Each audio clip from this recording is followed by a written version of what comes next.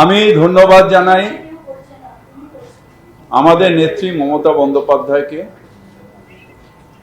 2018 সালে হঠাৎ করে যখন তখনকার মেয়র রেজিগনেশন দিলেন, সেই সময় সব কাউন্সিলরদের সম্মতি নিয়ে আমাকে এই চেয়ারে বসানোর জন্য আমার মনে হয়েছিল যে এই চেয়ারে বসার যোগ্যতা আমার নেই। তার কারণ,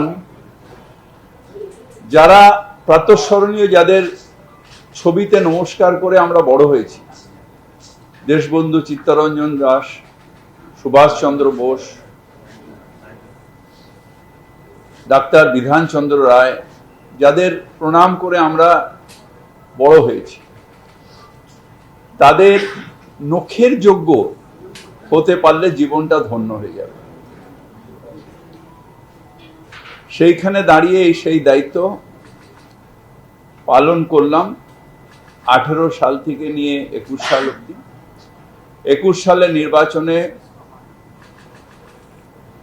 আবার মানুষ আমাদের সমর্থন করলেন এবং সেই থেকে নিয়ে আজ পর্যন্ত রয়েছে।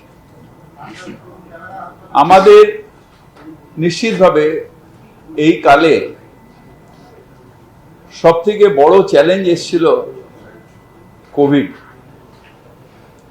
সেই কোভিড কালে কলকাতা কর্পোরেশনের যে মানুষের প্রতি কমিটমেন্ট এবং তাতে কোয়ারেন্টাইন সেন্টার তৈরি করা, মানুষকে দৈনন্দিন জিনিস দেওয়া, কলকাতাকে পরিষ্কার রাখা, ওই সময় যখন মানুষ বেরোতে চাইছিল না, কার কি রোগ, নিঃশ্বাসে রোগ ছড়াচ্ছিল, সেই সময় দাঁড়িয়ে আমাদের কর্মচারীরা সেই সব জঞ্জাল পরিষ্কার করা, কলকাতা যাতে আবার ছড়িয়ে না পড়ে সেটা দেখা। তারপরেও আরেকটা সমস্যা এলো, সেটা হলো যে কলকাতায় ভ্যাকসিন এলো, কিন্তু ভ্যাকসিনের ট্রায়ালটা হচ্ছিল না। সেই ট্রায়ালটা আমাকে যখন অ্যাপ্রোচ করলো, আমি বললাম আমি মহানাগরিক হিসেবে এটা আমার দায়িত্ব, কলকাতার মানুষকে যদি করোনা মুক্ত রাখা যায়, তার জন্য যদি আমার প্রাণ যায় যাক, আমি নিজের দেহে সেই ট্রায়ালটা নিয়েছিলাম। তার পরবর্তীকালে এলো আমফান। আমফানও একটা বড় চ্যালেঞ্জ ছিল। ধন্যবাদ জানাই আমার সহকর্মী এবং কলকাতা কর্পোরেশনের প্রত্যেকটা স্টাফকে, প্রত্যেকটা সাফাই কর্মচারীকে, প্রত্যেকটা মানুষকে, প্রত্যেকটা পার্কস অ্যান্ড স্কোয়ারসের যারা আমাদের সাথে কাজ করেছে, যে আমফানে 3 দিনের মধ্যে প্রায় কলকাতা পরিষ্কার হয়ে গেছে।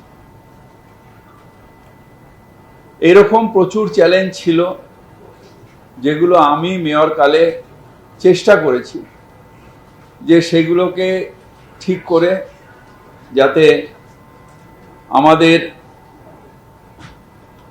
এই কালে কলকাতার মানুষের পাশে দাঁড়ানো।